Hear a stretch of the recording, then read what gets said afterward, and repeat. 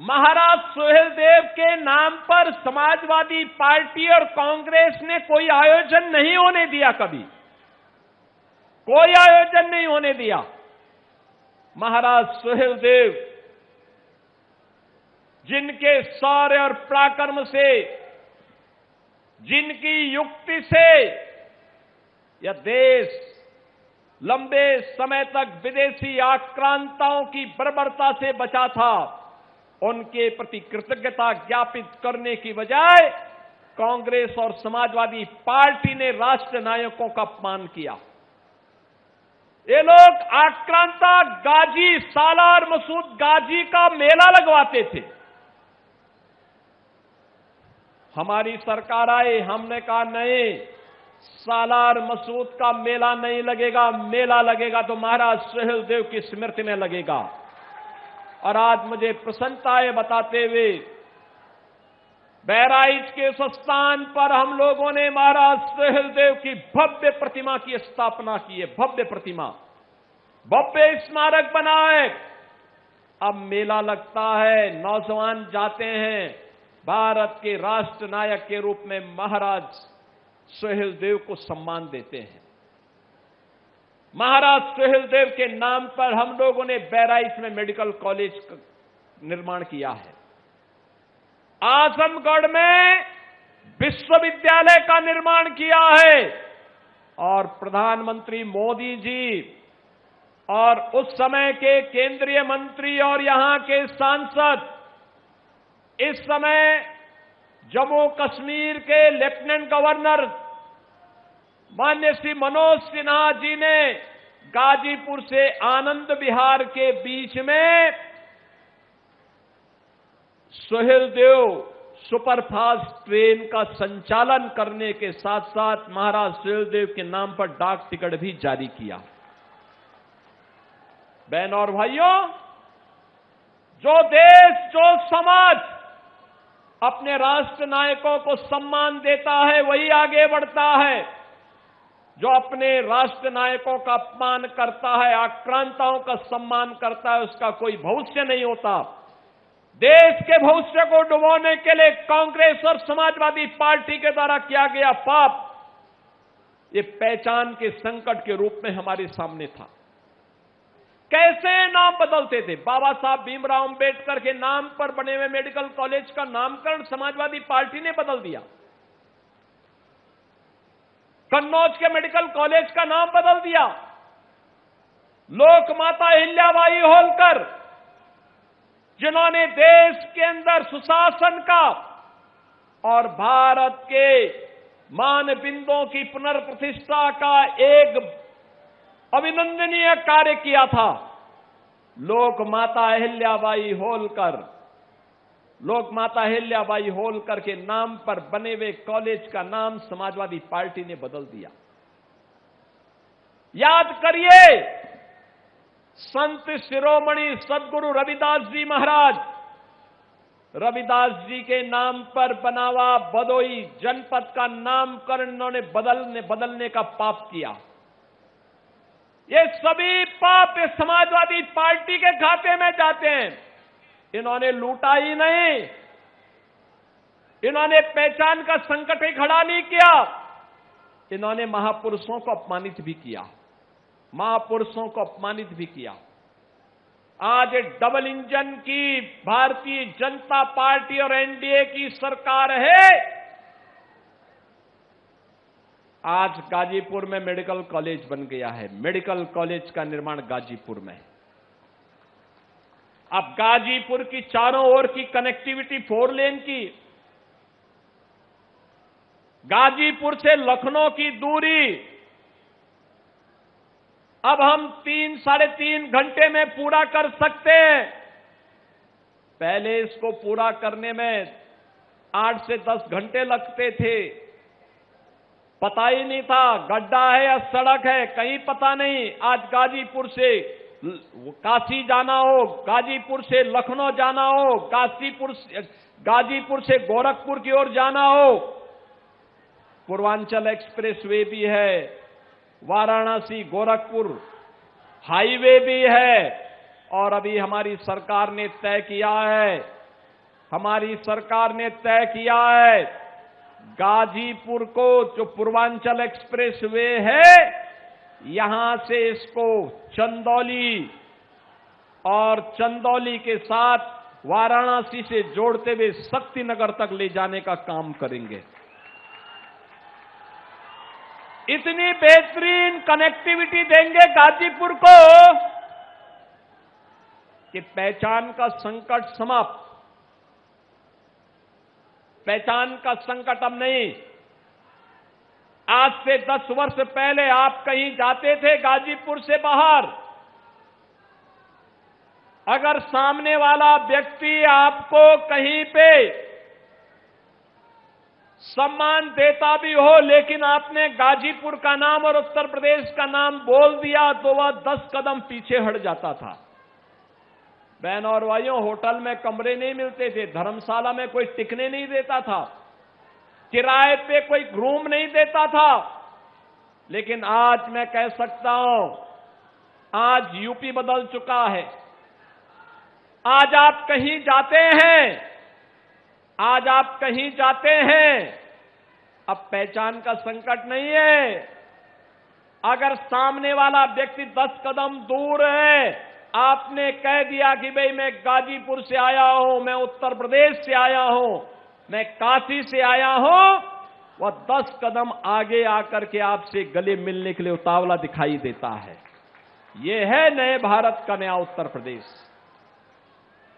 जिन्होंने पहचान का संकट खड़ा किया था, जिन्होंने युवाओं के रोजगार पर डकैती डाली थी, जिन्होंने अन्नदाता किसानों की खुशहाली को छीनने का कार्य किया था, जिन्होंने बेटी और व्यापारी के सामने सुरक्षा का संकट खड़ा किया था, जिन्होंने विकास के कार्यों को अपने कार्यकर्ताओं के हवाले लूट खसोट करने की पूरी खुली छूट दे रखी थी, आज वे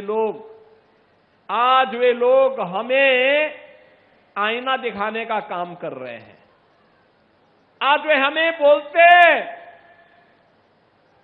आज वे तमाम प्रकार के उपदेश देते हुए उपदेशक बने हुए हैं। बहन और भाइयों, अगर समाजवादी पार्टी के पाप का पर्दा उठाना शुरू कर देंगे तो ये कहीं मुंह दिखाने लायक नहीं बचेंगे। ये जो पूर्वांचल एक्सप्रेसवे बना है ना, अकेले पूर्वांचल एक्सप्रेसवे में एक्सप्रेसवे नहीं बनी, लेकिन 1 इंच का काम नहीं हुआ, लेकिन इन्होंने 3000 करोड़ रुपए का वारा न्यारा कर दिया था इस समाजवादी पार्टी के लोगों ने। बहन और भाइयों, जब हम लोग आए, मैं भौचक था देख करके। हमने कैंसिल किया, कैंसिल करने के बाद फिर जमीन अधिग्रहण की, अलाइनमेंट करते हुए, तय करते हुए कहां से जाना है, और फिर इसको आगे बढ़ाने का काम किया। तब जाकर के आज ये पूर्वांचल एक्सप्रेसवे आपको प्राप्त हुआ है। बहन और भाइयों, ऐसे ही इन्होंने और भी जगह पाप किए थे। युवाओं की नौकरी निकलती थी, युवाओं की नौकरी पे पहले से ही सेंधमारी शुरू हो जाती थी। चाचा भतीजे की जोड़ी निकल पड़ती थी वसूली के लिए। आज बहनों और भाइयों, ऐसा नहीं हो सकता। कोई पर्व और त्योहार होता था तो पर्व और त्योहार प्रारंभ होते ही उपद्रव शुरू हो जाते थे। उपद्रव, दंगे, कर्फ्यू, ये एक पहचान बन गई थी यूपी की। कोई निवेश नहीं होता था। और आज मुझे बताते हुए प्रसन्नता है, अब यूपी में नो कर्फ्यू, नो दंगा, यूपी में है सब चंगा। अब यूपी में सब चंगा है, कोई कर्फ्यू नहीं, उत्सव का माहौल है, उपद्रव नहीं। हमने तो पहले कहा था कि जो उपद्रव उत्सव को उपद्रव में बदलेगा, जो बेटी और व्यापारी की सुरक्षा में सेंध लगाएगा, जो युवाओं की नौकरी में सेंध लगाएगा, नोट करना 2 ही जगह होंगी, या जेल होगा या जहन्नुम होगा, तीसरी कोई जगह नहीं होगी। बहनों और भाइयों, हमारा युवा असीम ऊर्जा का केंद्र है, प्रतिभा का केंद्र है। उस युवा को प्लेटफॉर्म मिलना चाहिए। पिछले 12 वर्ष में प्रधानमंत्री मोदी जी के नेतृत्व में उन युवाओं को एक प्लेटफॉर्म मिला है। प्रधानमंत्री स्टार्टअप की योजनाएं, प्रधानमंत्री स्टैंड अप की योजनाएं, डिजिटल भारत की योजनाएं, एनईपी 2020 और अनेक ऐसी योजनाएं हैं। मिशन रोजगार के अंदर भी देश के अंदर लाखों नौजवानों को नौकरियां मिल रही हैं। और मुझे बताते हुए प्रसन्नता है, पिछले 9 वर्ष में 9 लाख से अधिक नौजवानों को सरकारी नौकरी अकेले उत्तर प्रदेश के अंदर प्राप्त हुई है। कोई सिफारिश नहीं, किसी प्रकार की कोई अव्यवस्था नहीं। हर नौजवान को उसकी योग्यता के अनुरूप नौकरी देने का काम भी हुआ है।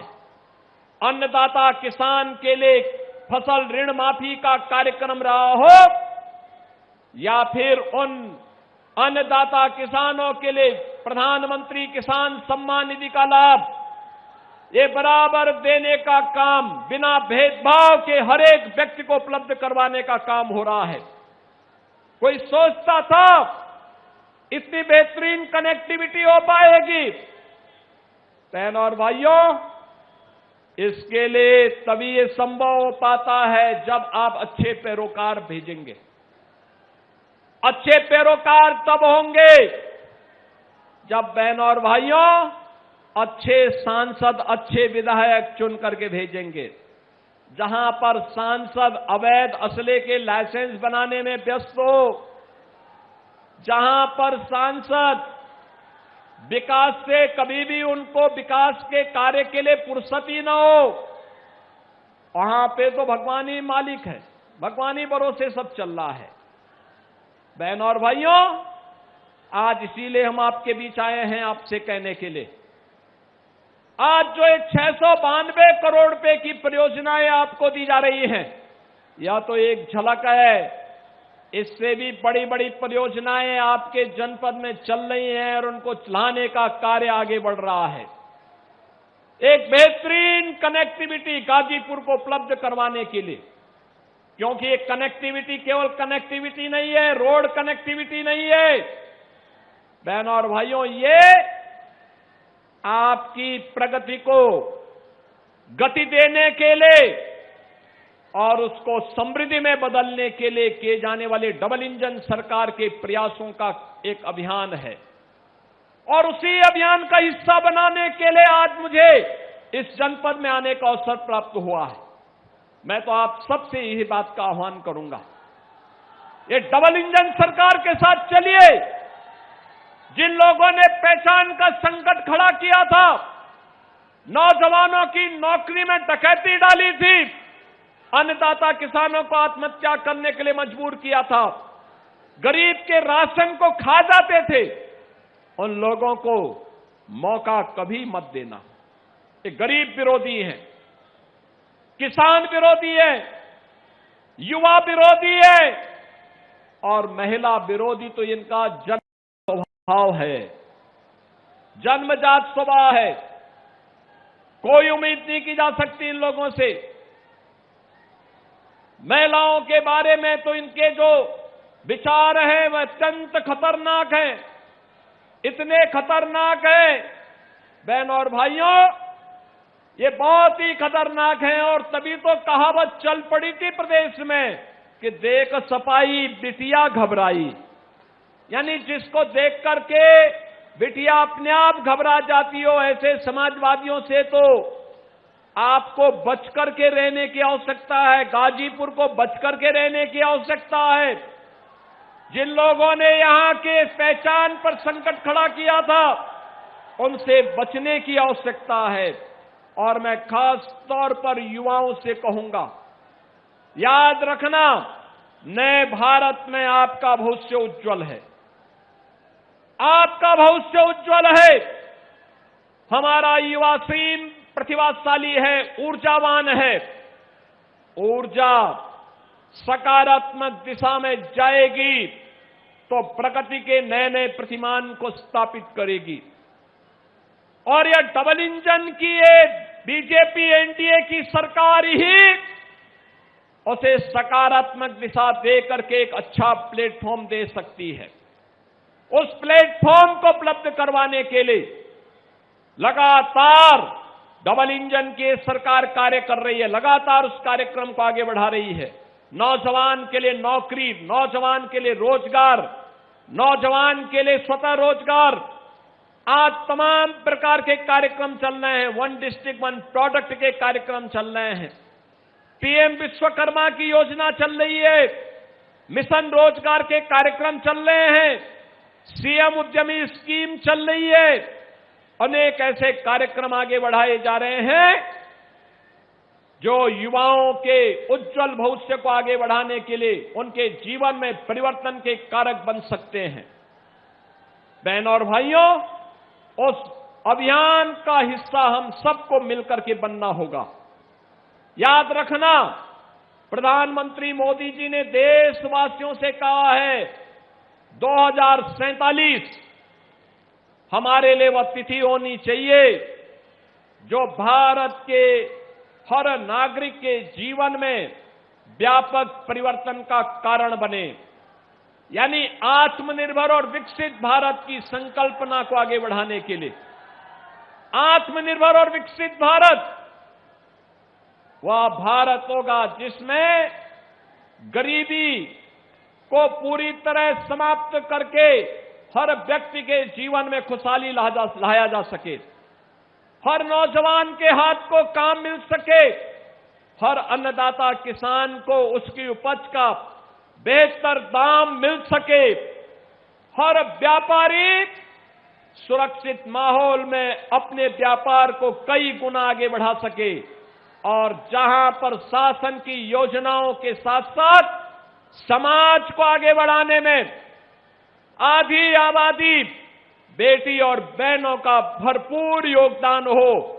इसी के लिए प्रधानमंत्री जी ने हर नागरिक से कहा कि हमें केवल 4 जातियों पर विश्वास करना चाहिए। ये 4 जातियां हैं गरीब, अन्नदाता किसान, महिलाएं और युवा। ये 4 जाति के अलावा और जाति नहीं।